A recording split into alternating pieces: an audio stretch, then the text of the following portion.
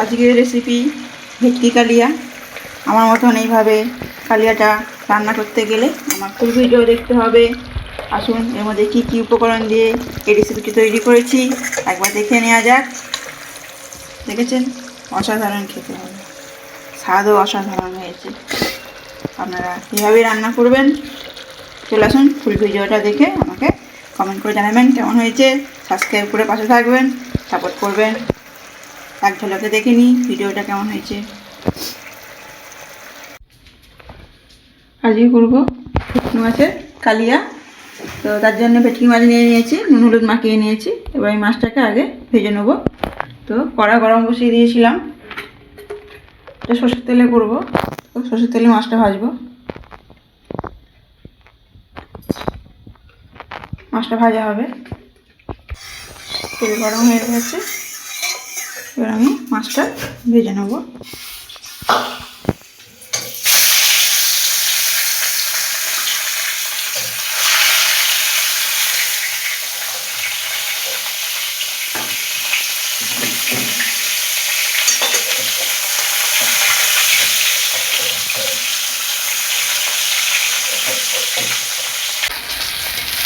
মাছ ভাজা হয়ে গেছে, মাছটা আমি তুলে নেব।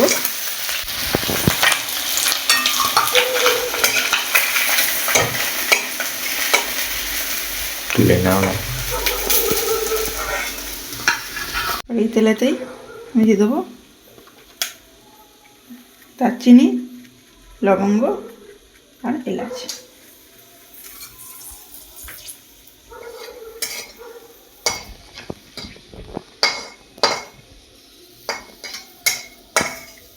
এবার দিয়ে দেবো পেঁয়াজ।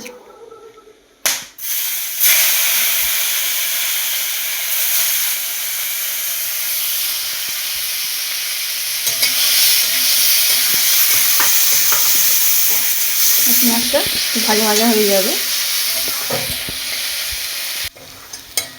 এবার আমি এতে টমেটো কুচি দিয়ে দেবো। টমেটোটা একটু নরম হয়ে গলে যাবে।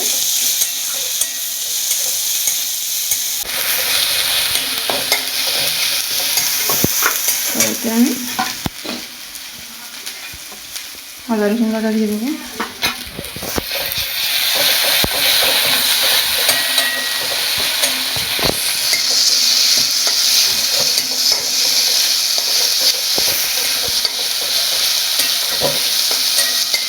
আমি দিয়ে দেবো জিরে বাটা, দিয়ে দেবো ধনে বাটা,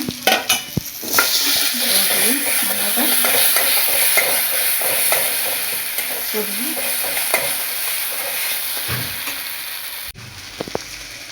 দিয়ে দেবো সাদা মতো নুন, দিয়ে দেবো লঙ্কার গুঁড়ো,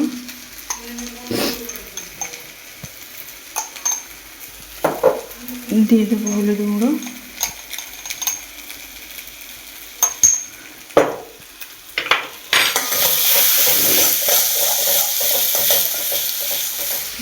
জল দিয়ে দেবো। আর মশলাটা আমি 10 মিনিট ধরে কষাবো।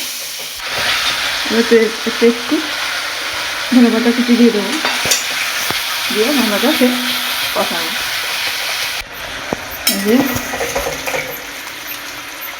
আমার মশলাটা ফুটে উঠেছে, এবার মাছটা দিয়ে দেবো।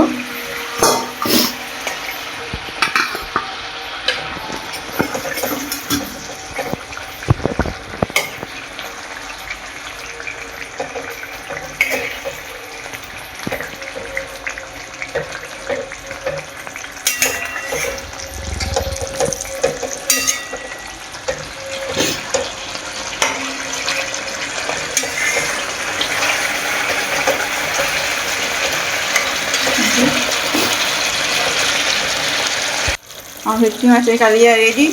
এবার এটাকে পরিবেশন করবো। ধনে পাতা কিছু ছড়িয়ে দিলাম, রেসিপিটি কমপ্লিট হয়ে গেল। এবার এটাকে পরিবেশন করবো।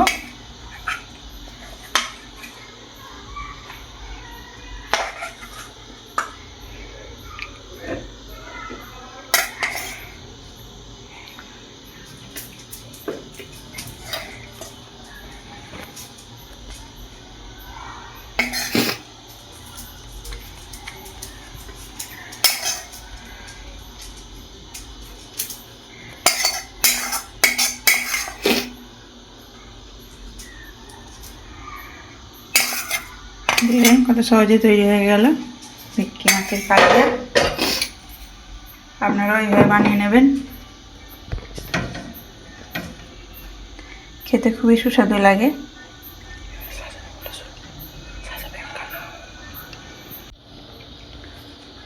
দেখলেন আজ রেসিপিটা কত সহজে হয়ে গেল। এইভাবে আপনারাও বানিয়ে নেবেন বাড়িতে, কমেন্ট করে জানাবেন কেমন হয়েছে। সাবস্ক্রাইব করে পাশে থাকবেন, সাপোর্ট করবেন। সুস্থ থাকবেন, সাবধানে থাকবেন। আবার নতুন ভিডিও দেখা হবে।